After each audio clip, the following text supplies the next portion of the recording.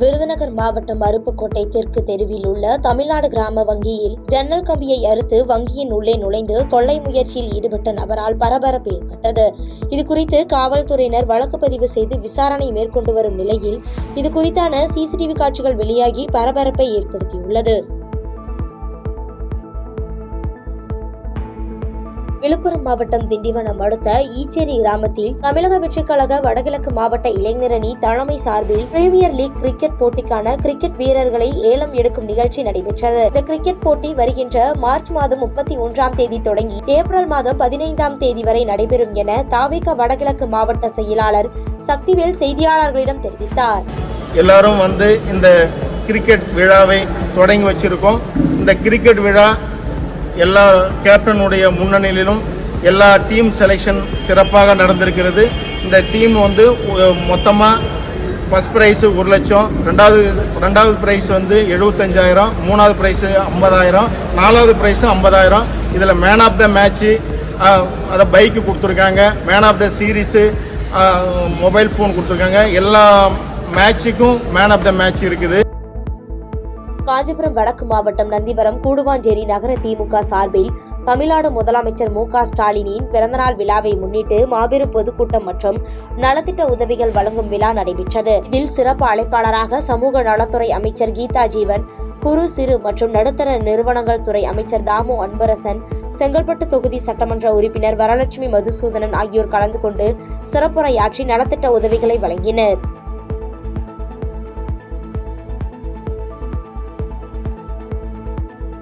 நாமக்கல் மாவட்டம் வெண்ணந்தூர் அருகே உள்ள அத்தனூர் பேரூராட்சியில் வசித்து வரும் பொதுமக்களிடம் அத்தனூர் பேரூராட்சி செயல் அலுவலர் வீடுகளை தவறாக அளவீடு செய்து உங்கள் வீடு 1 மீட்டர் தான் உள்ளது, உங்கள் வீட்டை இடித்து இங்கு பாதை போட வேண்டும் என அச்சுறுத்தியுள்ளார். தொடர்ந்து பாதிக்கப்பட்டவர்கள் மாவட்ட ஆட்சியரிடம் தனிநபர் ஒருவர் பிளாட் போடுவதற்கு அரசு அதிகாரிகள் துணை போவதாக குற்றம் சாட்டி மனு அளித்தனர். கரூர் மாவட்டம் அரவக்குறிச்சி பகுதியில் உள்ள தனியார் திருமண மண்டபத்தில் தமிழக வெற்றிக் கழகம் சார்பில் இப்தார் நோன்பு திறப்பு நிகழ்ச்சி நடைபெற்றது. தமிழக வெற்றிக் கழகம் கரூர் மேற்கு மாவட்ட செயலாளர் மதியழகன் தலைமையில் நடைபெற்ற இந்த நோன்பு திறப்பு நிகழ்ச்சியில் 150க்கும் மேற்பட்ட இஸ்லாமியர்கள் கலந்து கொண்டனர்.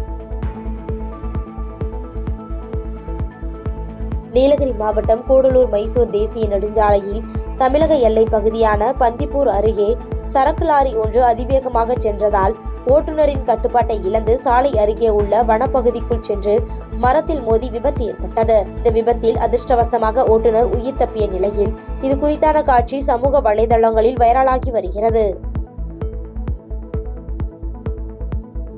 தென்காசியில் அதிமுக சார்பில் சட்டமன்ற தொகுதிக்குட்பட்ட ஒன்றிய, நகர மற்றும் பேரூர் பகுதிகளின் பூத் பொறுப்பாளர்கள் மற்றும் மேற்பார்வையாளர்கள் ஆலோசனை கூட்டம் நடைபெற்றது. இக்கூட்டத்தில் முன்னாள் சட்டமன்ற உறுப்பினர் செல்வ மோகன்தாஸ் பாண்டியன், முன்னாள் அமைச்சர் அன்வர் ராஜா மற்றும் தகவல் தொழில்நுட்ப பிரிவு மாநில துணைத் தலைவர் கௌரி சங்கர் ஆகியோர் கலந்து கொண்டு ஆலோசனை வழங்கி பேசினர். கோவை சிங்காநல்லூரை அடுத்த நஞ்சப்பா நகரில் சூறை காற்றுடன் சாரல் மழை பெய்ததால் அப்பகுதியில் இருந்த பெரிய மரம் ஒன்று முறிந்து அருகில் இருந்த மின்கம்பத்தின் மீது விழுந்தது. நல்வாய்ப்பாக அந்த வழியாக காரில் வந்தவர்கள் உயிர் தப்பிய நிலையில் மரத்தை அப்புறப்படுத்தி மின்கம்பத்தை சீரமைக்கும் பணியில் மின்வாரிய ஊழியர்கள் ஈடுபட்டனர். சேலம் மாவட்டம் ஓமலூர் உட்பட மாவட்டம் முழுவதும் முடிவெட்டுதல், சவரம் செய்தல் போன்ற கட்டணங்கள் ஏப்ரல் முதல் உயருகிறது என சிகை அலங்கார தொழிலாளர் சங்கத்தின் சார்பில் தெரிவிக்கப்பட்டுள்ளது. இதனால் பொதுமக்கள் அதிர்ச்சி அடைந்துள்ளனர். வேலூர் மாவட்டம் சத்துவாச்சாரியில் உள்ள அங்கன்வாடி மையத்தில் குழந்தைகளுக்கு வைட்டமின் ஏ குறைபாடு தடுப்பு திட்ட முகாமினை மாவட்ட ஆட்சியர் சுப்புலட்சுமி துவக்கி வைத்தார். இம்முகாம் வரும் 22ஆம் தேதி வரை 6 நாட்களுக்கு மாவட்டம் முழுவதும் நடைபெறுகிறது என்றும் ஊட்டச்சத்து குறைபாடுகளில் இருந்து பாதுகாத்துக் கொள்ள திரவ சொட்டு மருந்தை குழந்தைகளுக்கு அளிக்குமாறு ஆட்சியர் கேட்டுக்கொண்டார்.